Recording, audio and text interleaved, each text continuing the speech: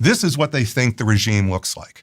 And they think that because they've been given, they basically have been consuming, probably for years, 1 or 2 sentences about the structure. They know there's a supreme leader. They might know there's nuclear facilities, missiles command. And so it looks like, oh my goodness gracious, that if you could just simply take out the right node, you would be able to make this whole thing fall down, okay?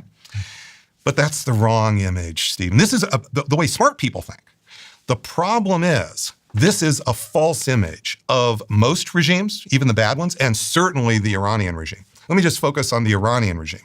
The Iranian regime is more like a matrix. It's not brittle the way this is. So you can keep trying to pull things out, but with a matrix, or I think the corporate structures now are built to be adaptive to change because you have so many changes that happen. The structure needs to adapt to change. That is basically the structure of revolutionary regimes going back to before World War I. Okay, I want to ask a dumb question. Yep. When they took out the supreme leader in Iran, yep. Who's going to give out the instructions? The adaptive system adapts and fills in the holes. It fills in the holes usually with what's left. And in this case, the supreme leader that we took out, this particular hole, this was the guy who had 2 fatwas, they're called. These are religious edicts. It's like a papal edict against nuclear weapons. It's a religious, he's the leader of essentially the religion, a little bit like the Shia Pope. Mm-hmm. And he is actually issuing religious doctrine, and that's called a fatwa. And as a religious doctrine, he issued 2 that said Iran should not have nuclear weapons. The guy we killed was one of the guardrails against nuclear weapons. How does that, he was developing them in his country? No, he's developing the enrichment material. They hadn't been fashioned yet that we know of as nuclear weapons, okay? So we're worried about, again, this enrichment going from 5% to 20% to 60%, but they hadn't actually taken that next step, which is more of an engineering step to develop the nuclear weapon. Now, we took out the person who at the very tippy top was balancing the hawks and doves, and he had decided for decades to issue these fatwas. He did it not just once, but twice. His son, who took over, the new supreme leader, no fatwa yet. That fatwa died with this guy.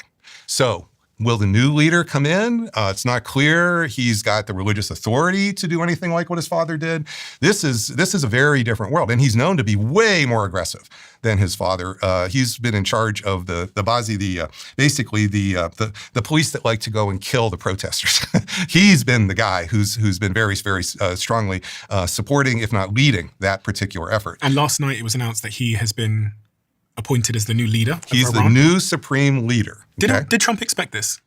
I think that he expected it because he kept trying to talk the Iranians out of it. This is what he meant by last week when President Trump was saying that he wanted not this guy. He specifically said not the son. And then he had a problem because people kept pushing him. And they said, okay, well, if you don't like the son, who would you pick? And he said, well, it is a problem because when we killed the supreme leader, we killed around the leader 20 or 30 others who we actually thought were better. So we actually took out the best alternatives when we killed when the supreme leader was killed.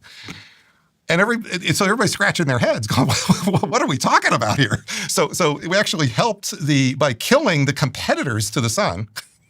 We made it more likely the son. And so what I'm trying to explain, Stephen, is this adapts, okay? So that you're not really taking these pieces out. You're rearranging them, and you are